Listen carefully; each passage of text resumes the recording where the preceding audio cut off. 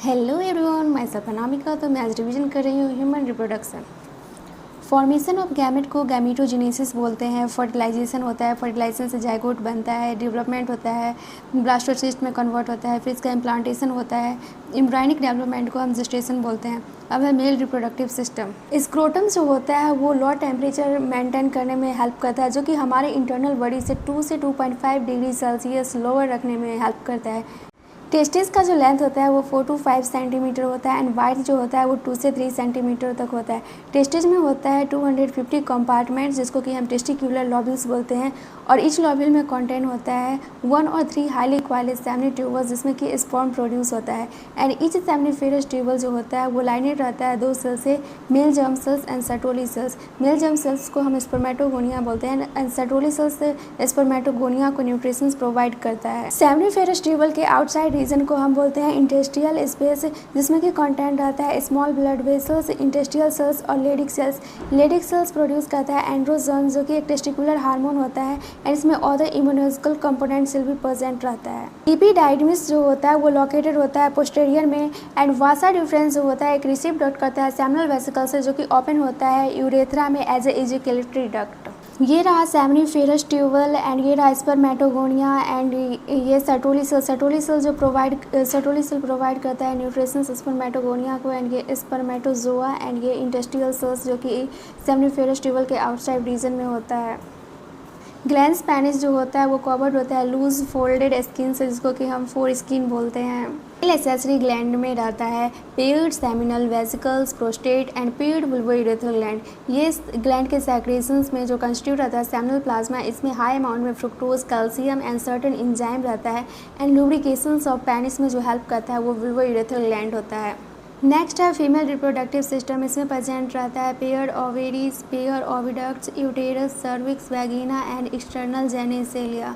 Ovary जो रहता है वो कवर रहता है थीन एपिथेलियम से, जो कि इंक्लोज रहता है ओवेरियन स्ट्रोमा में, एंड ओवेरियन स्ट्रोमा जो रहता है वो डिवाइडेड रहता है 2 जोन में, peripheral cortex and inner medulla. ये फीमेल रिप्रोडक्टिव सिस्टम का डायग्राम है। इसमें ओवेरी जो रहता है वो 2 से 4 सेंटीमीटर तक रहता है, एंड फैलोपियन ट्यूब 10 से 12 सेंटीमीटर तक रहता है। एम्प्यूला जो है ये वाइडर होता है और यहाँ पे फर्टिलाइजेशन होता है। यूटेरस के वाल में 3 लेयर होता है, perimetrium, myometrium and endometrium. Perimetrium जो होता है एक्सटर्नल होता है एंड थिन मेम्ब्रेनियस होता है, एंड इंडोमेट्रियम ग्लैंडुलर लेयर रहता है इसमें।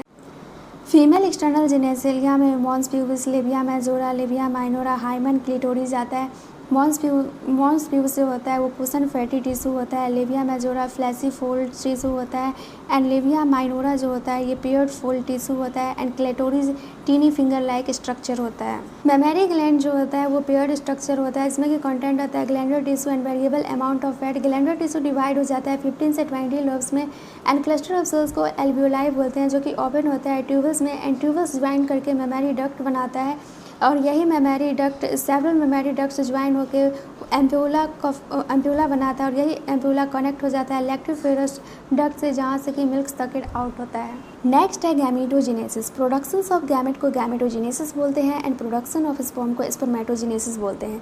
टेस्टिस में immature male germ cell present रहता है, जिसको कि हम स्पर्मेटोगोनिया बोलते हैं। स्पर्मेटोगोनिया प्रेजेंट रहता है टेस्टिस के अंदर, सेमनीफेरस ट्यूबल रहता है वहाँ पे, एंड ये जो रहता है इमेच्योर रहता है, ये खुद का मल्टीप्लाई करता है by the mitotic division, and खुद के नंबर को इंक्रीज करता है। इसी में से कुछ प्राइमरी स्पर्मेटोसाइट में कन्वर्ट हो जाता है, प्राइमरी स्पर्मेटोसाइट से सेकेंडरी स्पर्मेटोसाइट में, फिर सेकेंडरी स्पर्मेटोसाइट से स्पर्मेटिड, एंड स्पर्मेटिड से स्पर्मेटोजोआ में।